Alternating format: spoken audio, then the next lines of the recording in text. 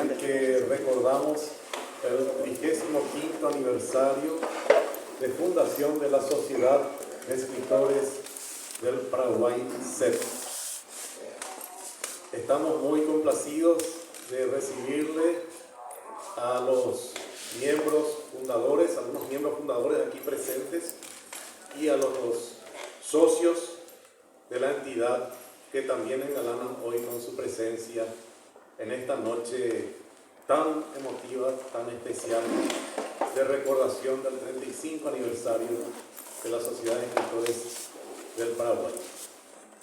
En primer lugar, voy a dar el uso de la palabra al presidente de la Sociedad de Escritores del Paraguay, el escritor Victorio Suárez.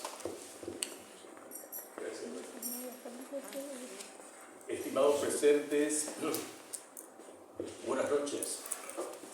Es un placer sincero este encuentro que estamos realizando para conmemorar la fundación de la Sociedad de Escritores del Paraguay, y también recordamos el Día del Poeta Paraguayo, tomando en cuenta a ese primer poeta villarriqueño que tuvimos en este país, Natalicio Talavera, que murió cuando tenía apenas 28 años.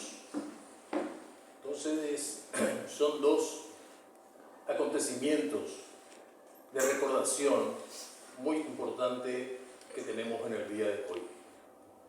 Recién estuvimos memorando con Moncho Azuaga, Ricardo La Vega, Susi Delgado, Mario Rubén Álvarez, y veo que también está allí Víctor Jacinto Flecha, también Miguel Ángel Mesa, aquellos años difíciles de la fundación de la Sociedad de Escritores del Paraguay.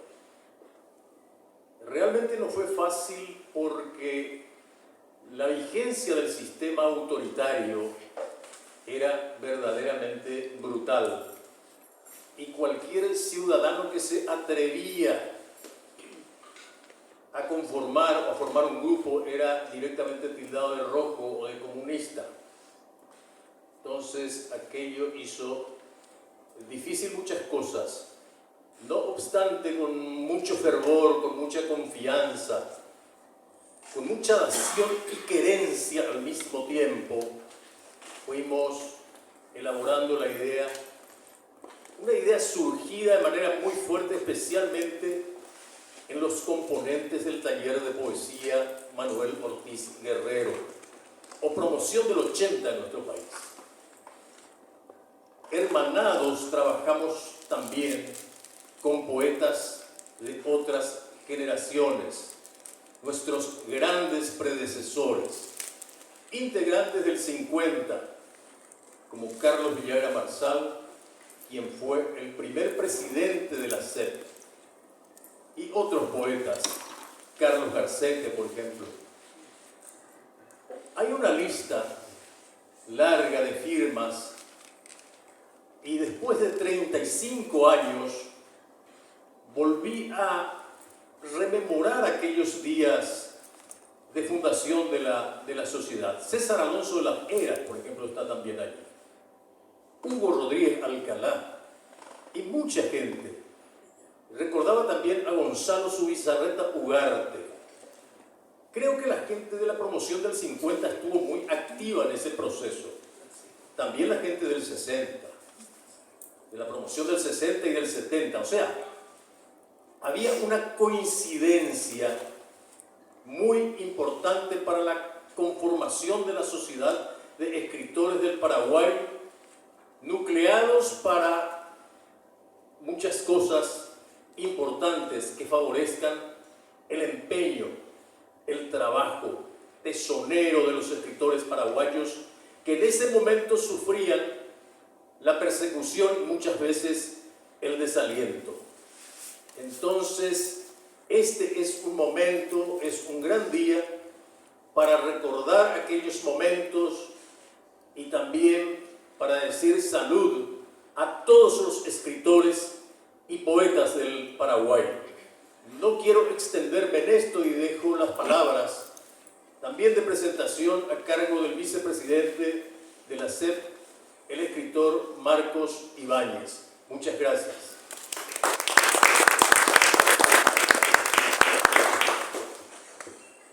Muchas gracias, maestro Victorio Suárez. Muchas gracias a cada uno de nuestros maestros. Ustedes han cultivado en nosotros esta maravillosa experiencia de cultivar palabras. Y hoy yo creo que tienen que sentirse muy orgullosos porque no fue en vano. Esa lucha que ustedes han desarrollado en una etapa tan dura, tan difícil, arriesgando incluso la vida, ha servido para marcar y hacer historia en nuestro país. Ustedes han abierto esa lucha por el derecho a la palabra, el derecho a pensar, el derecho a ser un ciudadano en un país en donde se reprime el derecho a pensar.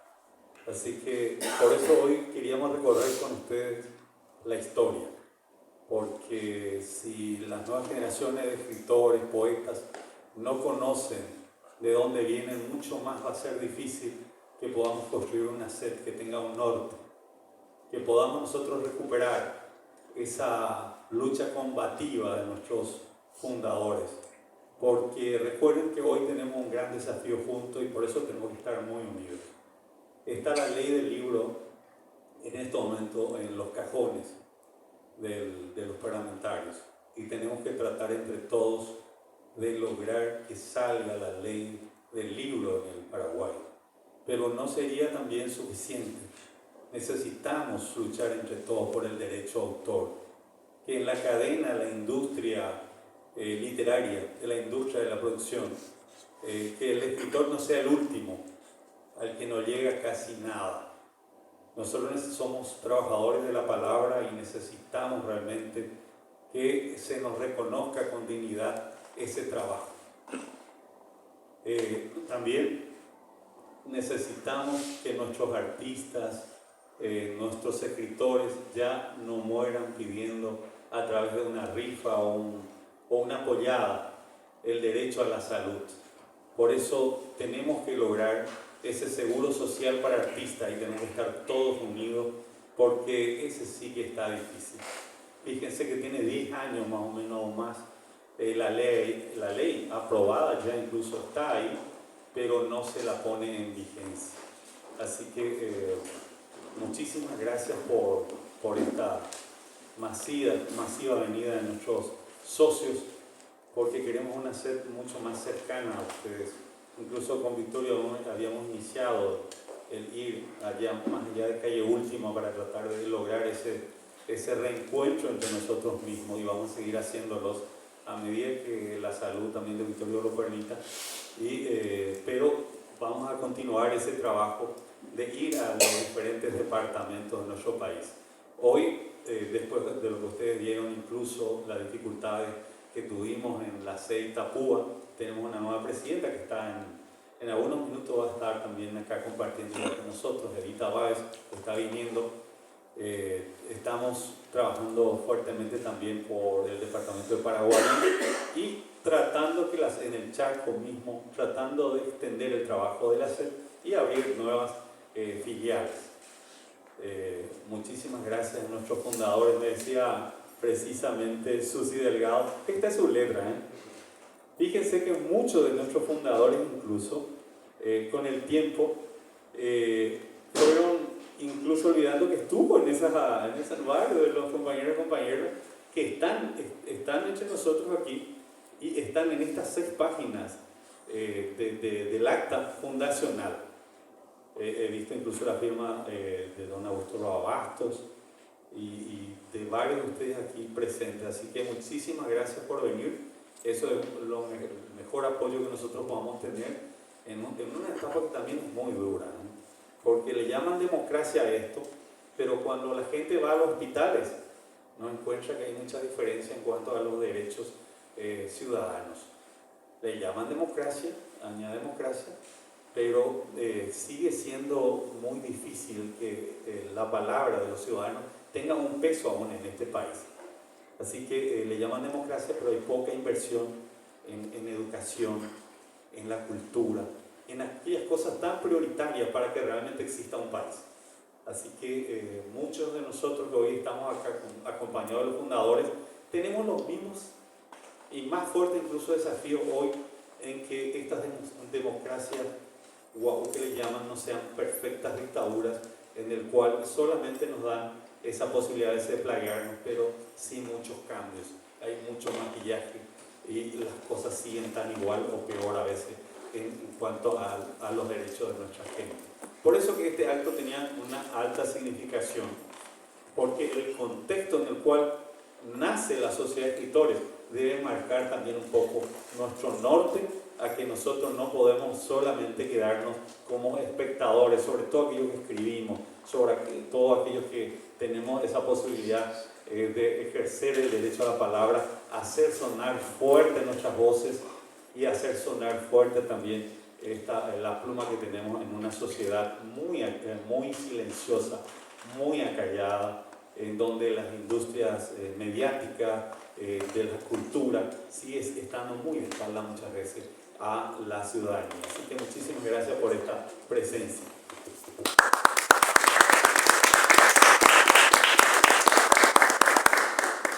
Quiero recordar a aquellas personas, escritores, que no pudieron asistir por motivos de enfermedad especialmente. Y también recordar a grandes escritores, poetas, que en este momento decoran, como se dice, el Oriente Eterno. El caso de Nila López, también Jorge Aymar Vargas, Lisandro Cardoso y Francisco Pérez Marisevich últimamente. Asimismo, también rogamos todos los días por la recuperación total de una gran escritora, Maribel Barreto, que también atravesó situaciones muy difíciles de salud. Entonces, a todas estas personas, nuestro afecto, Aníbal Barreto también. Siempre uno olvida. Luis María Martínez también. René Ferrer. O sea que, Lita Pérez Cáceres también. O sea que hay escritores que en este momento no están pasando bien. Yo mismo tuve un problema también bastante serio. Felizmente estoy recuperado. También Mario Rubén Álvarez, que también está felizmente recuperado. Bueno, y un recuerdo fraterno a estas personas que dieron todo por la literatura paraguaya. Siempre uno olvida cosas cuando está nombrando, ¿verdad? Creo que no le nombré aquí a Delfina Acosta, también una gran escritora que estuvo en la conformación también de aquel magnífico grupo denominado el Taller de Poesía Martí Guerrero. ¿Quién, María? Modesto Escobar también, que escritor conocido de Villarrica, ¿verdad? Que también no está. Entonces, a todos ellos, nuestro más fraterno reconocimiento y bueno, sería eso, ¿verdad, María? Gracias, maestro. Seguimos, porque hoy la palabra queremos darle a nuestros fundadores y escucharles a ellos, porque tienen mucho que decirnos, y tanto los que están ausentes a través de sus obras y sus vidas, y los que están presentes ahí, para que podamos retomar ese rumbo de la lucha juntos por una sed bien combativa por los derechos de los escritores y de los artistas.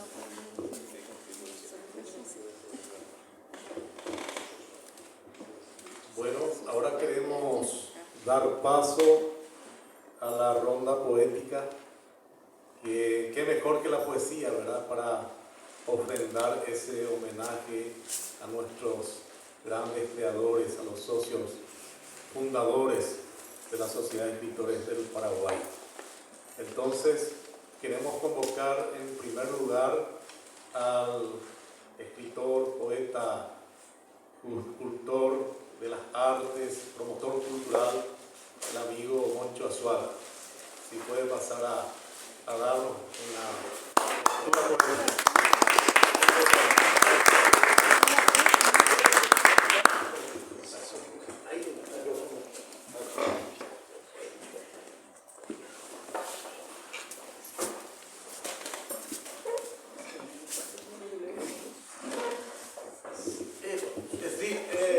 En homenaje al tiempo tiempo, si por favor puede ser 3 minutos. Entonces breve para que puedan otros compañeros también pasar. Bien. Abrió los ojos y suspiró muy hondo. Inauguró la cósmica belleza y escuchó la suave música del viento, la dulce voz del universo. Acarició en su piel la húmeda suavidad de la fronda. Era su asombro el milagro de su cuerpo.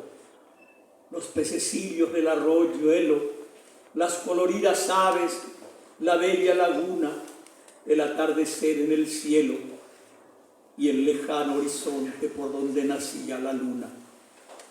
Con el hálito de Dios ensayó el lenguaje y en los pliegues secretos el alma escuchó el rumor del mundo y pese a la prodigiosa obra divina sintió como una extraña desconocida ausencia, una metafísica carencia, la tristeza infinita de la soledad. Mas en el alba inicial y aún sin distinguir el nombre de los días, supo que el Hacedor no lo había dejado solo. Su primera compañera era ella, la poesía.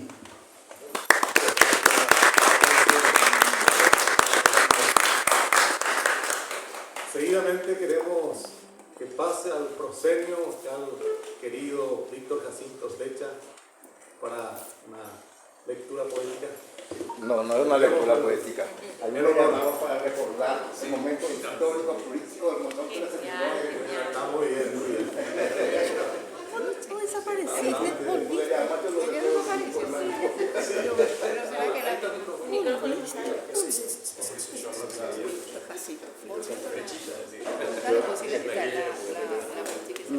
Bueno, ustedes saben que la Sociedad de Escritores es la única asociación cultural en Paraguay que tuvo siempre un signo de democracia, de libertad. Ninguna de las academias tiene esa misión, noble misión que tiene la Sociedad de Escritores.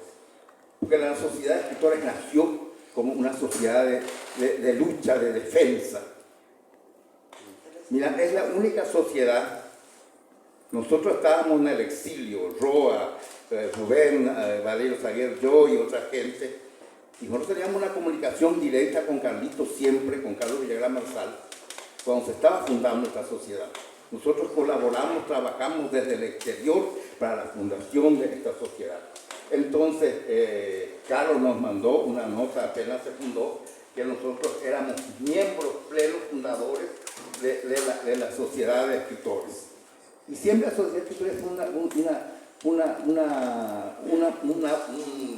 frente de batalla por la libertad, por la democracia.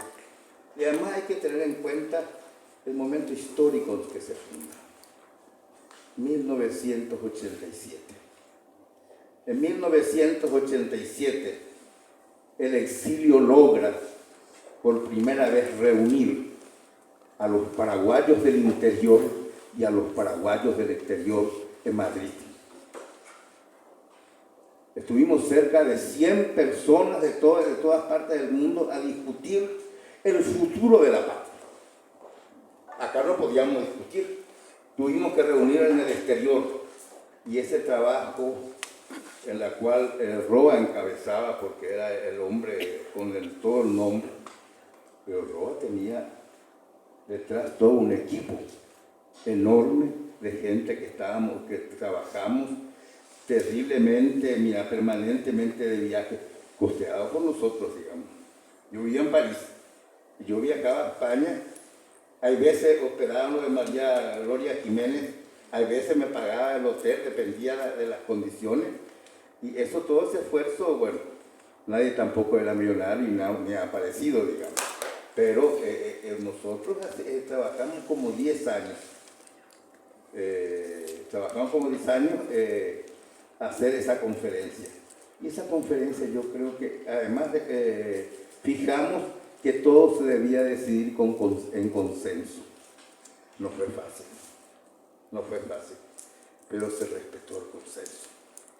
Por primera vez, yo creo que en toda nuestra larga historia de lucha, tan en pedacitos siempre, tan enfrentados siempre, creo que fue la gran esperanza a lograr decidir todo en consenso. Y cuando no se estaba de acuerdo, que uno no estaba de acuerdo con ninguna de estas cosas, eso no se resolvía. Así que yo creo que fue una gran lección, un gran espíritu. Y todo eso además también contribuyó a la fundación de la Sociedad de Escritores. Y en la Sociedad de Escritores, todos los fundadores, indudablemente, habíamos de todo. Pero no había nadie que estuviera con el régimen. Puedo nombrar a algunos, pero no voy a hacerlo, digamos. Ustedes saben que algunos no entró porque no estaba realmente definida su posición contra la dictadura, y algunos estaban realmente a favor de la dictadura. Así que esa gente no entraba. Encontramos todo lo que estábamos siempre peleando. Y yo creo que esa es una gran lección que hoy tendríamos que recoger todos nosotros. Yo creo que no todos pensamos absolutamente iguales y no tiene por qué ser así. Si realmente, si tenemos un pensamiento en una patria nueva, a lo mejor nuestra patria nueva también puede ser diferente, pero hay puntos que podemos coincidir. Y en esas coincidencias es que tenemos que fortalecernos, hacernos fuertes. Yo creo que este es el momento, un momento político muy especial, y donde la voz de la cultura tendría que estar presente, y no lo estoy viendo. No lo estoy viendo. Pero tendríamos que estar presentes, lo tendríamos que tener ya, por lo menos discutir. Tendríamos que hacer un congreso a discutir cuál va a ser, por ejemplo, la política cultural. La política cultural. Y exigir a estos candidatos. Exigir a estos candidatos. Nadie sabe quién va a ganar. Todo el mundo tenemos las esperanzas de A o B o C, digamos. Pero a ese A, B o C, nosotros tenemos la obligación de exigirle por lo menos la política cultural. Pues yo estoy convencido que ninguna política social va a ser solucionada si no solucionamos el problema de nuestra propia cultura. Con este plan de educación que estuvimos, por Dios, paseándonos, es un fracaso. Hoy los chicos, increíblemente, pues yo me recuerdo a mí mismo cuando terminé el bachillerato, bajo la dictadura de Stroessner, teníamos una mayor formación o una mayor idea. Y hoy yo converso con estos jóvenes que están en el tercer curso, parece que se llama ahora, bueno, al final, digamos, secundaria, y vos ves una vaciedad total. Entonces, con vaciedad no se construye nada. Entonces, yo creo que es una responsabilidad nuestra como intelectuales, como gente que analizamos el país, que conocemos la historia del país, que eso tenemos que tener nuestra palabra y organizarnos, y organizar conferencias, irnos, y tenemos que hacer ese esfuerzo. Otra vez, la patria no existe. Y la cultura tiene que decir que está presente. Gracias. Muchas gracias, Víctor Jacinto Fletcher. Cuando hablaba Víctor, recordaba aquel proyecto Marandú. Sí. Yo era muy jovencito y estábamos en la Católica. Sí. Ahí íbamos todos presos, digo, yo me escapé. Sí, eso te digo. Estaba con Mauricio Schwartzman. Sí. También el olfato hay que tener cuando uno lucha. Para correr a tiempo. El olfato, no, el olfato. Ya no llegó, estaba por la calle, ya no llegó a su casa. Nunca más. Directamente fue a una embajada. Eso No, lo ni sacó siquiera, adentro. ni siquiera fui a la Sí. embajada. Fui, recorrí la casa de varios amigos y fíjate vos que, ¿sabes lo que era terrible? El miedo, el pavor, Sí. y que alguien te reciba en su casa, escondido. O que no te Eso reciba. esa para más le comprometía al dueño de casa terriblemente. Hay algunos amigos que sí me recibían, pues estaban temblando. Entonces te digo, esa es una solidaridad extrema que yo he encontrado en mis colegas, en mis amigos, y después yo fui a la embajada. Primero me fui a la embajada de Venezuela, que no me recibieron, y después fui José Carlos Rodríguez, José Carlos Rodríguez, y se fue y le pidió a Ferreiro, Adolfito. Adolfito Ferreiro, que es el único que tenía una Volkswagen. Y con eso yo fui a la Embajada del Perú y me recibió el embajador del Perú. Y me quedé, creo que 2 meses en la embajada. Y ustedes saben que, además voy a contar una anécdota que hay que contar, digamos. Yo ya había estado antes en París, digamos, y ahí teníamos un músico extraordinario, solidario, que se llamaba Francisco Marín, que dirigía un conjunto, pero famosísimo. Y vos sabés que se gastaba toda la plata alquilando departamentos para que los paraguayos pudieran ubicar en eso. Mira, murieron pobrísimos, pero es que y él se ganó mucha plata, y además tenía una mujer excelente también, una francesa. Y entonces en su casa yo había conocido a Mercedes Sosa.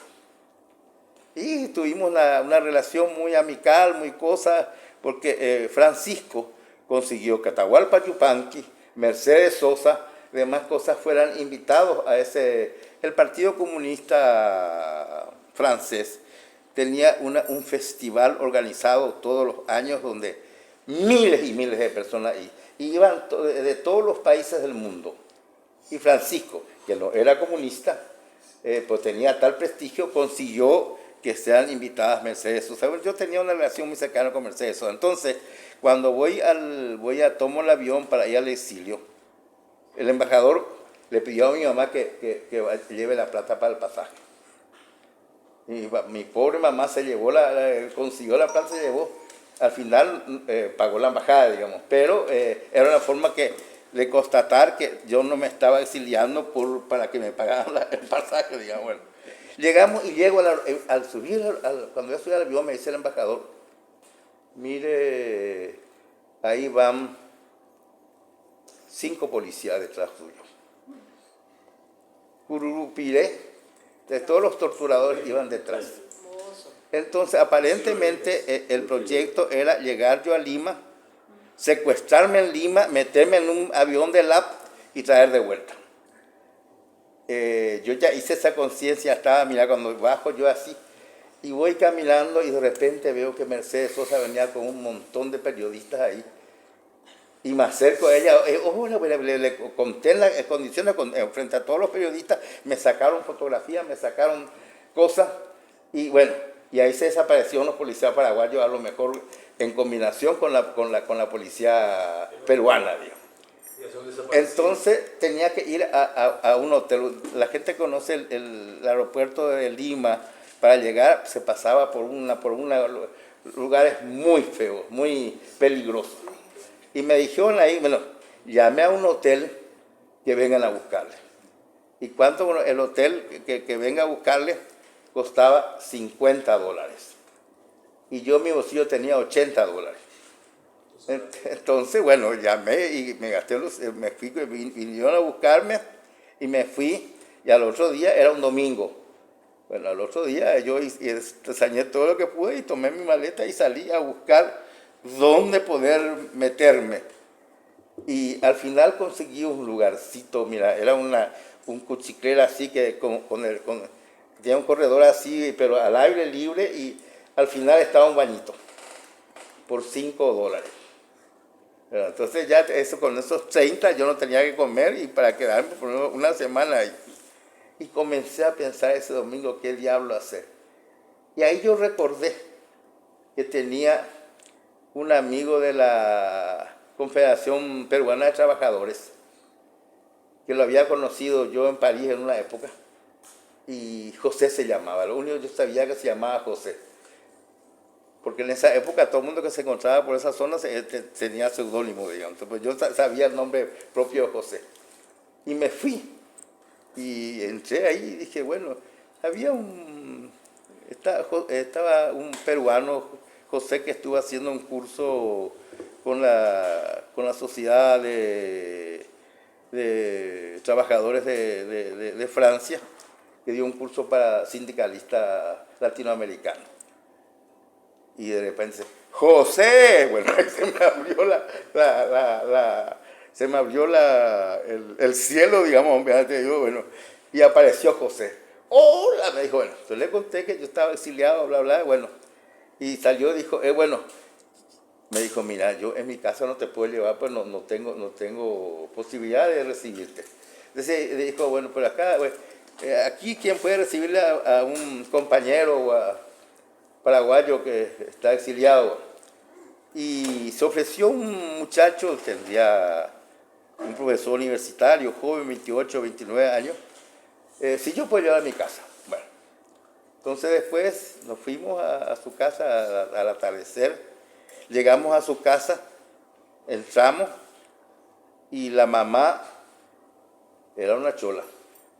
Y vos sabés que no me responde el saludo. Me mira así, yo le saludo, no me responde, él se mete ahí. Después él me dijo, bueno, mañana vamos a salir tempranito y yo te busco a la vuelta. Bueno, salí eso, yo sin plata, entonces no podía tomar ni un café. Caminaba por todas partes y me sentaba en las plazas. Estuve más o menos 8 días así hasta que volví a ver a José y le conté, mira. Y entonces ahí se escuchó un dirigente obrero joven también y me dijo, mira, puedes quedarte con nosotros en el departamento, pero ahí somos varios, me dice. Y no hay mucha cama. Así que si hay que compartir cama, se comparte, me dijo. Y bueno, le dije, ¿qué va a hacer? Y ahí me quedé, ahí ya me quedé un tiempo, tenía los propios colegas que estaban conmigo, me invitaban a comer, hasta que yo conseguí un trabajito en la Universidad Católica de Lima, digamos, bueno, y ahí me entró un poquito de plata, hasta que después el propio gobierno peruano había cambiado y comenzó la persecución a todos los exiliados, sobre todo los exiliados argentinos que todavía tenía, era ahí, tenía a los chilenos que estaban con... Y entonces había una persecución terrible. Y yo tenía, vos sabés que entonces me obligaron a ir todos los días a firmar a la policía. Porque vinieron, me habían recomendado no dar la dirección donde yo estaba, sino dar otra dirección. Y en esa otra dirección llegó la policía paraguaya con la peruana a buscarme. Que ahí descubrieron, entonces me obligaron todos los días, hasta que por fin, ya se terminó, sí. Hasta que por fin pasó lo de abril. Acá ustedes recuerdan que en abril 76 que OPM. Y coincido con... En una exposición me presentan el agregado cultural cubano. Y él me pregunta sobre la OPM, pues nadie sabía nada. Y yo tenía bastante información de quién es, cómo era y qué era. Entonces le explico, me pide que le haga un informe, le hice el informe. Y ellos me invitan a exiliarme a Cuba. Pues sabían la situación de todos nosotros. Y así yo me fui a Cuba y así yo estudié allá y estudié economía y... eso es parte de toda la primera parte del exilio, digamos. Bueno, gracias.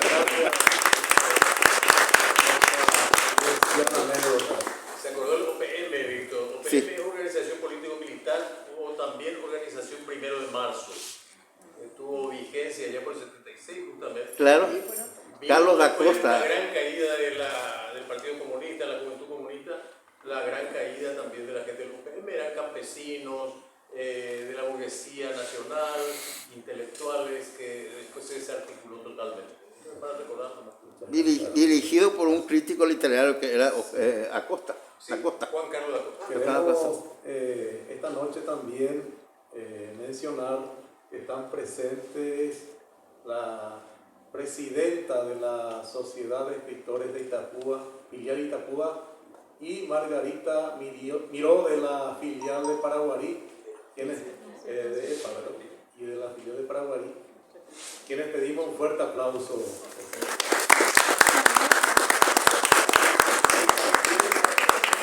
También hay que mencionar la presencia de Lely Pane, presidenta de EPA. Sí. Escritoras paraguayas. Ahí.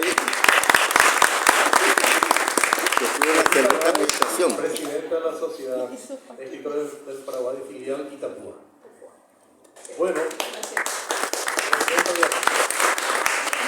queremos dar ahora, usar la palabra al querido Ricardo de la Vega, si puede pasar, por favor, para leernos algunos poemas, emotivos poemas. 3 minutos, por favor. Sí, por supuesto. 3 largos. Tres largas. Gracias.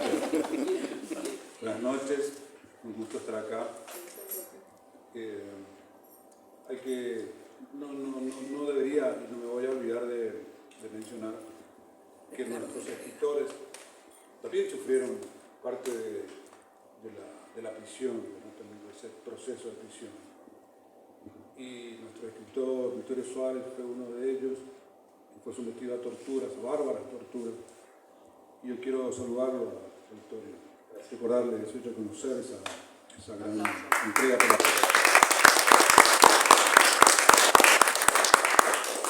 Nosotros cuando fundamos la Sociedad de Escritores no sabíamos el paso que estábamos dando. Verdaderamente no nos dábamos cuenta de lo que estábamos haciendo. Era un paso muy arriesgado, un paso temerario. Teníamos que llegar a la casa de Villagra de manera, no todos juntos, ¿no? Para no despertar sospechas. Pero fue una época muy interesante estar en contra de la dictadura militar, ¿no? Nuestros camaradas, nuestros compañeros del exilio, como Víctor y otros más, ¿verdad? Que luego se integraron en los procesos democráticos y mantuvieron ese espíritu del exilio, ese espíritu tan comprometido, tan solidario.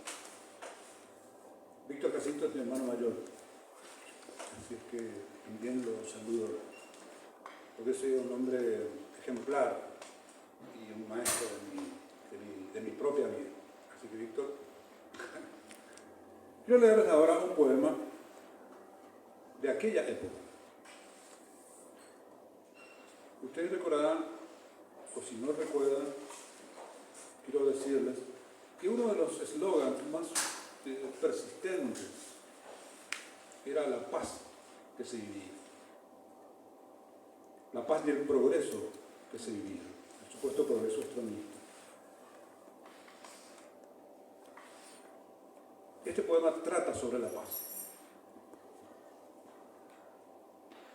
Es esta paz un ángel que se quema, un viento, un vaso, un árbol que se queman, y nosotros andando, hechos cenizas, humo, caminando entre manteles, alas, vino que se evapora al escuchar que se repite la orden de beber y callar hasta que duermas, hasta que sueñes que se abren las puertas de la calle, que nunca terminas de cruzar.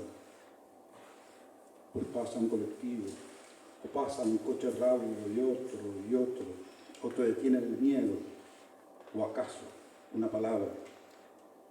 A veces no terminan nunca de cruzar las palabras. Nadie puede explicar cómo es que vamos al trabajo, cómo se encuentran allí nuestras pisadas, cómo es que cambian nuestras huellas en los baños y en cada picaporte, y en cada vidrio que anhelamos trizar, más te devuelve irremediable el rostro y te devuelve el miedo, y te devuelve el viento que empujará tus pasos a la muerte, y te devuelve el resto, el vuelto, la propina del día. Nadie puede explicar por qué nadie cruza estas calles. Nadie nos cuenta tampoco desde cuándo. Nadie quiere contarnos por qué y en dónde se nos mueren esos ángeles tercos, esos ángeles de la ribera, de los bares, esos atrevidos ángeles de la madrugada. Es esta paz del ángel que nos quema, que nos dibuja en llamas, que nos envía traidores a la cama y nos escupe el beso mandón en nuestros labios. Es esta paz del ángel que nos quema, ese, el de los brazos como ríos, pero al revés, porque recorre tu cuerpo, tu casa, tu jardín, y te desprende el saco y ya te lleva al libro preferido, y te abre la camisa y te acaricia y te besa y te seca. Es esta paz, el beso permanente, lentísimo, de fuego. Quiero leerles el próximo poema.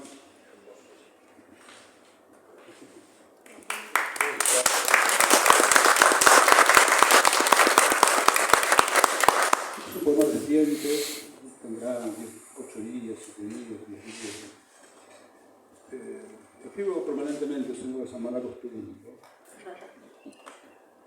Las manos de Paola Díaz. La línea roja del corazón guarda el duelo que castiga al duende del amor día tras día. La línea de la cabeza dibuja con el cielo de su infancia el celeste que la vio partir. Ahí están los hermanos, la madre de quien heredó esa dulce resolución. Santiago y sus escombros que recogen infinitas calles rumbo a la cordillera, rumbo a la ausencia. La línea del destino es blanco, pero se tiñe en el abismo de las heridas para que el pasado pise el espanto y sane. Paola Díaz recorre por las mañanas, por la línea paralela al límite de las veredas, esa que la tierra marca como propia y es marrón de tanta vida y tanta muerte, buscando el aire de Dios, pero también el canto. El amarillo se esconde bajo el pulgar derecho.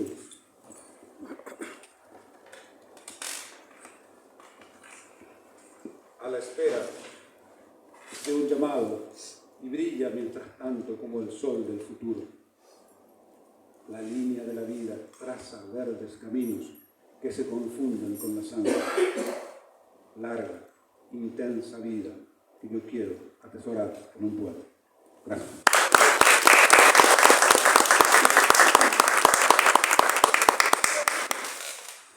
Muchas gracias, Ricardo. Ahora vamos a dar paso a otro socio, ilustre socio fundador de la CEP, Mario Rubén Álvarez. Gracias.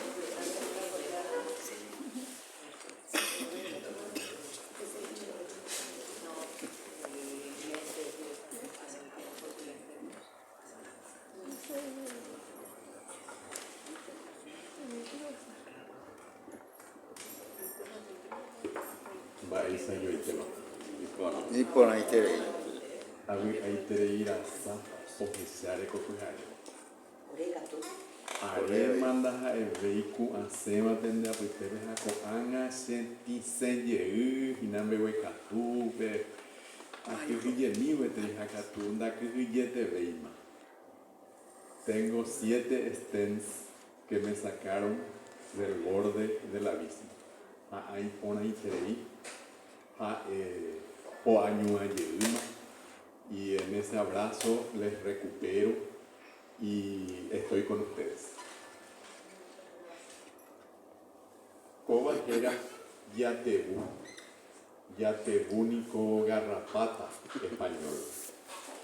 Acuapeterín Yatebu, Ndaha'ei oikóva jagua'apére katuete. Oikóña ndeapére.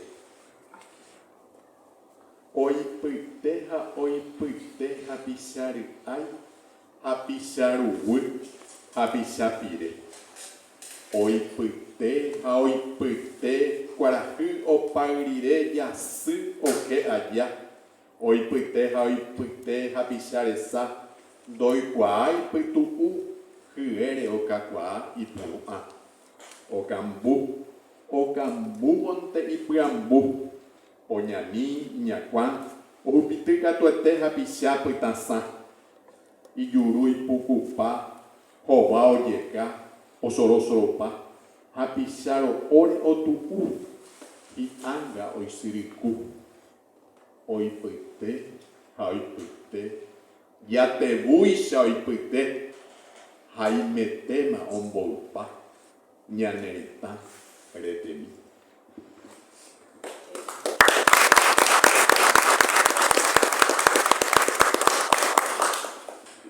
Y este poema en español para aquellos que exiliados albergaban la esperanza de volver a su tierra.